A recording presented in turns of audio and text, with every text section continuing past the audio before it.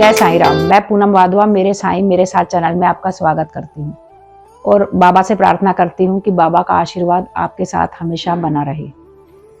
मैं आज साईं की महिमा पार्ट 5 लेकर आई हूँ। साईं की महिमा पार्ट 4 में मैंने लास्ट में वीडियो में एक क्वेश्चन किया था कि साईं सच्चरित्र की रचना किसने की थी। साईं सच्चरित्र की रचना गोविंदराव रघुनाथ दाभोलकर जी ने की थी और बाबा ने उनको हेमांडपा नाम दिया था। आज 8 मार्च है और आज महाशिवरात्रि है, तो आज ऐसा मन में विचार आया कि क्यों ना शिव जी से रिलेटेड ही कोई स्टोरी बाबा के बारे में आपको सुनाई जाए। तो मैंने साईं सच्चरित्र में बाबा की स्टोरी पढ़ी, तो उसमें एक कहानी है मेघा की, जो बाबा से जब तक नहीं मिला था तब तक वो शिव जी का भक्त था। बाद में वो साईं में ही उसने बाबा के शिव जी के दर्शन किए और वो बाबा का बहुत बड़ा भक्त बना। तो मेघा बिरम गांव का रहने वाला था और राव बहादुर साठे जी के यहाँ रसोइये का काम करता था। वो बहुत सीधा और सरल था और अनपढ़ भी था।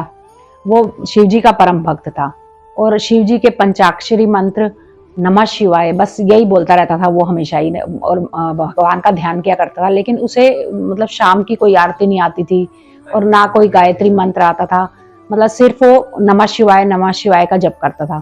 तो जब साठे जी ने देखा कि ये शिव जी का परम भक्त है, तो पहले तो उन्होंने उसे थोड़ा सा मतलब सिखाया, गायत्री मंत्र भी सिखा दिया, संध्या आरती वगैरह सब सिखाई। फिर साठे जी को लगा कि इसे मतलब थोड़ा साईं बाबा के पास भेजा जाए, क्योंकि उनको तो ये विश्वास था कि साईं बाबा शिव जी के अवतार हैं। तो उन्होंने मेघा से बोला कि शिरडी में एक बाबा रहते हैं, तू वहां पर जा, वो शिव जी के अवतार हैं, तो तू वो वहां पर तेरी मतलब उन्नति होगी, मीन्स कि भाई तेरे को समझ आएगी।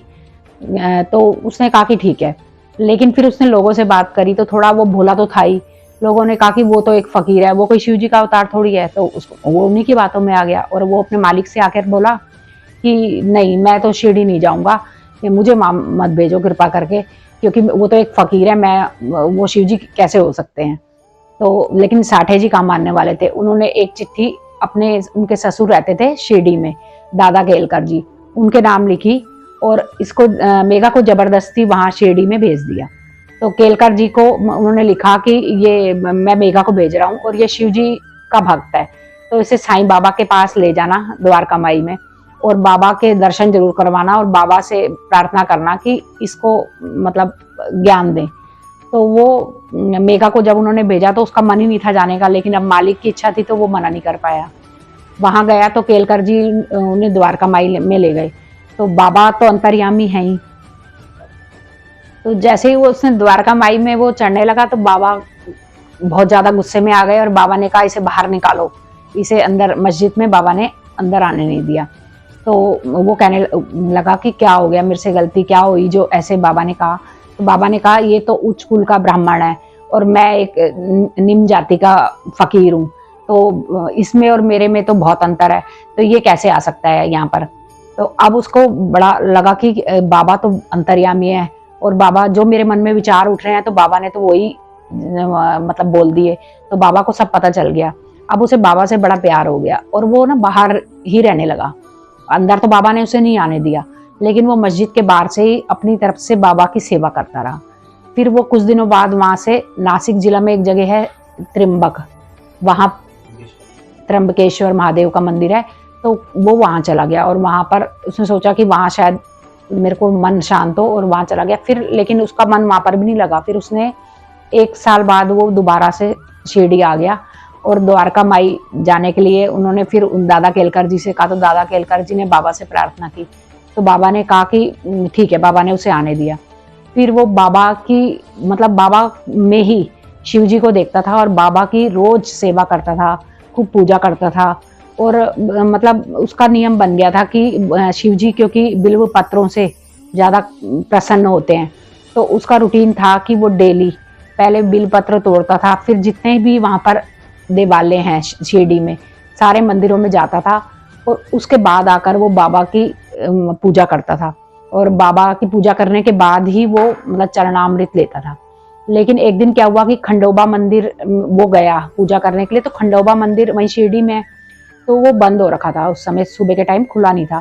तो वो बिना पूजा करे ही वापस आ गया द्वारका माई और बाबा की पूजा करने लगा। तो साईं बाबा ने कहा नहीं, पहले खंडोबा मंदिर जा, जो तूने नियम बना रखा है पहले वहीं जा, और अब मंदिर के द्वार खुले होंगे। तो वो गया, तो वास्तव में मंदिर के द्वार खुले थे, तो वो वहां पूजा करके आया। फिर तभी बाबा ने उसकी पूजा स्वीकार की। इस तरह उसने मतलब ये क्रम उसका उसके जीते जी यही चलता रहा कि वो बाबा में शिव जी को देखता था, और शिव जी की तरह ही जैसे शिव जी की पूजा की जाती है ऐसे ही बाबा की पूजा करता था। तो एक बार क्या हुआ कि मकर संक्रांति का दिन था, और उसके मन में आया कि क्यों ना इस बार मकर संक्रांति पर बाबा को गंगा जल से स्नान करवाया जाए और बाबा को चंदन का लेप लगाया जाए, क्योंकि शिव जी भगवान गंगा जल से बहुत प्रसन्न होते हैं। तो उसने बाबा से कहा कि आज मैं आपको स्नान कराना चाहता हूँ। तो अब अभिषेक करना था उसने बाबा का। बाबा ने कहा मैं तो एक फकीर हूँ, इस बात से क्या मेरा लेना देना कि मेरे को गंगा जल से ऐसा कोई वो नहीं है लेना देना। तो मैं नहीं, ऐसे बाबा नहीं माने। लेकिन वो पीछे पड़ गया कि नहीं, मतलब बाबा से मिन्नतें करने लगा कि नहीं आप ही मेरे शिव जी हो। और बस उसको ऐसे लगने लगा कि शिव जी भगवान तो अभिषेक से ही प्रसन्न होते हैं। तो वो बार बार बाबा से प्रार्थना करने लगा, तो बाबा को मानना ही पड़ा। फिर वो मकर संक्रांति वाले दिन सुबह सुबह उठकर और गोदावरी नदी का जल लेके आया। तो उसके लिए उसे 8 कोस तक चलना पड़ा। उसके बाद जब वो जल लेके आया तो दोपहर हो गई थी। फिर उसने आके पूरी तैयारी की और एक ऊंचा सा जगह बैठने के लिए बना के बाबा को उस पर बिठा दिया। और कि बाबा ने तब भी कहा कि तू रहने दे, अभी भी मान जा तू। तो लेकिन वो नहीं माना कि नहीं बाबा, मैंने तो आपको स्नान कराना ही है। तो बाबा ने कहा अच्छा ठीक है। सिर जो होता है वो इंसान के शरीर का प्रधान अंग होता है। तो मैं ऐसा करता हूँ कि मैं सिर नीचे कर लेता हूँ, तो मेरे सिर पे पानी डाल देना, बाकी मेरा शरीर जो है गीला मत करना। तो बाबा ने कहा, तो उसने कहा ठीक है।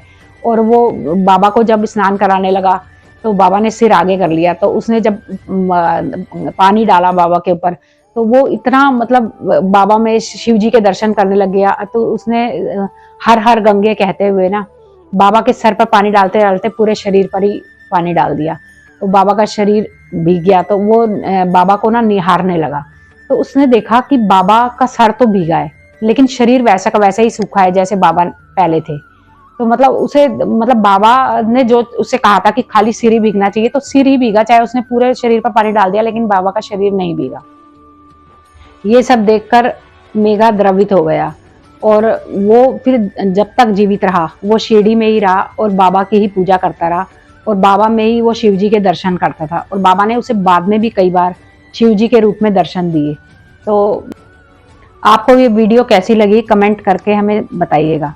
और आज साईं की महिमा पार्ट 5 का मेरा क्वेश्चन है कि शिरडी महाराष्ट्र के कौन से जिले में है।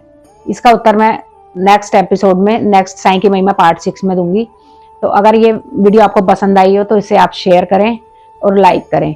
और अगर सब्सक्राइब अब तक आपने ना किया हो तो इसे सब्सक्राइब जरूर करें। जय साईं राम।